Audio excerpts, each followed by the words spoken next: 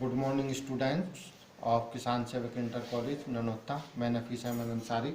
5.2 में हमने आपको पिछले टर्म में सिखाया था कि किसी श्रेणी का मनचाहा पद ज्ञात करना, किसी समांतर श्रेणी का मनचाहा पद ज्ञात करना, यानी कि कोई भी आपको श्रेणी दे दे जिसमें आपको 2 या 3 पद दे दे और कोई आपको पूछ ले कि भाई इसका जो है 50वां पद ज्ञात करें, 49वां पद ज्ञात करें, तो उसके लिए हमने एक सूत्र दिया था आपको, टी एन बराबर A plus N minus one into D. A क्या होगा प्रथम पद, डी क्या होगा सार्वंतर, एन क्या होगा पद और टी एन हो गया एनवा पद।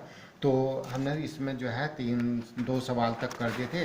अब चौथा सवाल देखियो, ये कहा इसने कि समांतर श्रेणी का कौन सा पद, ये दिया ए पी 3, 8, 13, 18 का कौन सा पद 78 होगा। यहाँ कौन सा पद लेंगे ये लिखता जा रहा है, जो पूछ रहा कि कौन से नंबर पर 78 पद आएगा।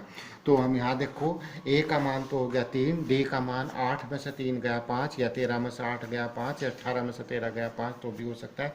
तो कौन सा पद 78 होगा, कौन सा पद, यानी कि एन का मान पूछ रहा है वो आपको, एन कौन सा पद जो है 78 होगा। तो टी एन आपको दे दिया 78। तो हमारे पास सूत्र क्या है, टी एन बराबर A plus N minus one into D, है ना। फिर देखो दोबारा से चौथे सवाल की लैंग्वेज कि आपको एक समांतर श्रेणी दे रखी, इसमें पूछा कि कौन सा पद 78 होगा। तो कौन सा पद, प्रथम पद आपको दे दिया, डी भी दे दिया, टी एन भी दे दिया, एनवा पद आपको ज्ञात करना कि एन जो है कौन से नंबर पर 78 आएगा। तो टी एन हमारे पास सूत्र तो वही है, टी एन बराबर A plus N minus one into D सूत्र से। तो ये हो गया 78 बराबर टी एन की जगह 78 लिख दिया, ए की जगह 3 लिख दिया, plus N minus one into 5। तो 78 3 5 इकन 5 एन माइनस के 5, 5 में से 3 गए माइनस के 2, 2 इधर आकर प्लस आ गया, -5 है प्लस 3 है तो -2 बच गए, -2 इधर आकर +2 आ गया।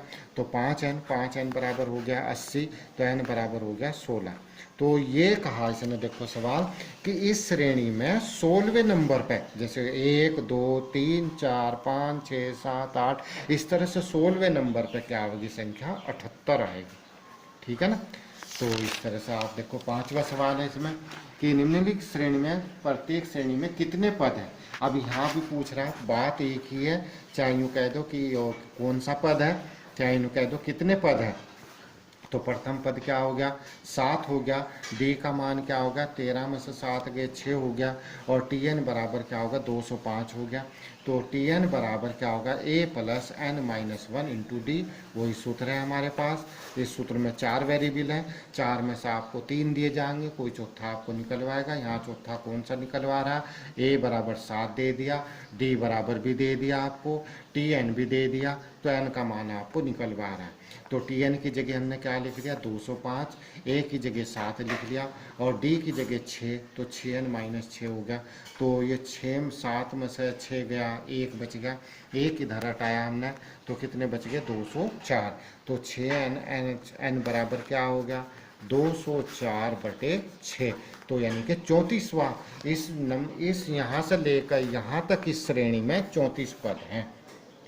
1 2 3 लिखते, अगर आप वैसे भी एक्सपेरिमेंट करके देखो, लिखते चले जाओ, 7 और 6 13, 13 और 6 19, 19 6 25, 25 6 31, इस तरह से लिखते चले जाओ 205 तक। तो कितने पद बैठेंगे 34 हो जाएंगे सारे टोटल पद। अब देखो एक और चीज़ है इसमें, 6वां सवाल है, इसका एक पद 150 है या नहीं है। देखो आप है या नहीं, देखो आप जैसे हम करते हैं पद हम करते हैं कि जैसे कोई गिनती करी हमने कि 1 खेत 2 खेत 3 खेत, या 1 संख्या 2 संख्या 3 संख्या, या 1 खरगोश 2 खरगोश 3 खरगोश। कभी आपने ऐसा नहीं पढ़ा होगा कि 1 खरगोश 1.5वां खरगोश 1.25वां खरगोश, यानी कि 2.25वां खरगोश। तो ऐसा नहीं होता। श्रेणी में जो है पद पूरा पूर्णांक ही गिना जाता है, पहला दूसरा तीसरा चौथा 5वां 6वां 7वां 8वां। ठीक है ना। तो ऐसा नहीं होने का कि 8.5वां पद भी हो जाएगा, 9.5वां पद भी हो जाएगा। कभी देखा है आपने कि खरगोश मान ले खेत में फिर रहे हैं, तो आपने गिनती करी कि 3.5 खरगोश है, नहीं हो सकते, या तो 4 खरगोश होंगे या 3 होंगे खरगोश। ठीक है। तो आप देखें जैसे 11 8 5 2 का एक पद 150 है या नहीं, अगर नहीं है तो क्यों नहीं है। तो प्रथम पद आपको क्या दे दिया 11, और डी बराबर क्या दे दिया, 8 में से 11 गया, कितना बच गया भाई -3, और टी एन बराबर दे दिया 150। तो एन का मान हमें ज्ञात करना है इसी तरीके से। तो ये होगा टी एन बराबर A plus N minus one into D. तो 161 बराबर N minus one into D हो गया। तो एन का मान आपका यहाँ आ गया 54, यानी कि पूरा पूर्णांक, पूरा नहीं कट रहा है इससे, पूरा पूर्णांक नहीं है, जो पूर्णांक संख्या नहीं है, यानी कि दशमलव में आ रहा है आंसर। तो यो जो है इस श्रेणी का कोई भी पद नहीं है, इस श्रेणी का -150 कोई भी पद नहीं है। अगर ये पूर्णांक आ जाता तो कोई पद हो जाता। तो हम कह सकते हैं ऐसी कंडीशन में आप कहेंगे कि इस श्रेणी का ये कोई पद नहीं है। ठीक है ना। अब देखो जैसे 13वां सवाल आपको दिया, 3 अंकों वाली कितनी संख्या 7 से विभाज्य है। अब 3 अंकों वाली संख्या देखो 100 से स्टार्ट होती है, 100 से तो नीचे कम 2 संख्या वाली होती है। 3 से अंकों वाली संख्या 200 से आगे होती है, 100 और 100 से आगे होगी, और 999 तक होगी। तो 105 भी देखो 7 से डिवाइड हो रहा है, 112 भी डिवाइड हो रहा है, 119 भी डिवाइड हो रहा है, और देखो 999 डिवाइड नहीं होता, 999 नहीं डिवाइड होता, 998 नहीं डिवाइड होता, 995 नहीं, 994 डिवाइड हो रहा है। तो यहाँ से लेकर यहाँ तक कितनी संख्या है, तो ये श्रेणी तो समांतर श्रेणी में होगी। तो क्या हो गया, प्रथम पद 105 हो गया, डी बराबर 112 में से 105 गए, 7 बच गया आपका।